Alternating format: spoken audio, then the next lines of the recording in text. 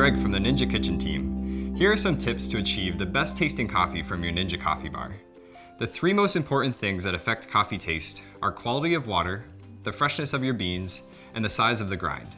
I'll also talk about some other factors that influence the taste of your coffee. Let's start with water, the foundation of your coffee. Since coffee is approximately 99% water, the ideal type of water to use is filtered fresh, cool water, not distilled.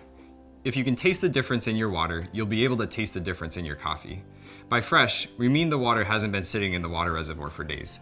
I just filled this up, so this is perfect to use, but if this had been sitting out for a while, you'll definitely want to clean that out. And be sure not to use hot water. Now, let's talk about grind size. For best results, grinding fresh whole beans right before brewing is recommended. If you have a coffee grinder, we suggest grinding only the amount of beans that you need for that brew. Use the scoop that came with your Ninja coffee bar to measure out 1 scoop of whole beans for approximately 1 scoop of ground coffee. For the Ninja coffee bar, we suggest a medium grind size, which is ideal for a drip brewer. Too fine of a grind and the coffee may be stronger and possibly more bitter, and too coarse of a grind and the coffee may be weaker. If you own any of our Nutra Ninja Auto IQ blenders, like this one right here, you can use this grinder cup attachment for freshly ground coffee just before you brew. Simply fill the grinder cup with the amount of coffee that you're looking to brew with, and then grind for 10 to 15 seconds to get that medium grind that you're looking for. For grounds or whole beans, we recommend using an airtight sealed container, like this one right here, and keeping it in a dry, dark place, if at all possible. Also, it's an urban legend that you should freeze your beans for longevity. This isn't true. Now that you have the fundamentals, have fun and experiment with different styles and tastes.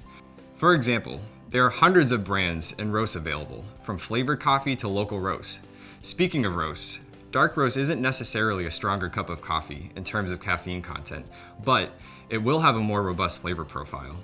Light and medium roasts may have just as much caffeine content as dark roast depending on the roasting process and the type of bean. Also, depending on your preference, you can use either the permanent filter or the paper filter with your Ninja coffee bar. The permanent filter preserves the natural oils in the coffee for a more robust flavor, similar to what you would get from a French press. The paper filter doesn't let as much sediment through. I use a paper filter because it's really easy to clean up. Last but not least, it's important to keep your Ninja coffee bar clean and free from calcium buildup.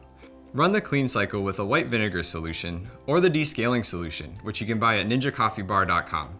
We recommend you run the clean cycle once every 3 months or when the clean indicator light is on. You can see the clean indicator light down here. For more information on how to descale and clean your Ninja coffee bar, check out our cleaning video in this series. We hope you enjoy your Ninja coffee bar for years to come.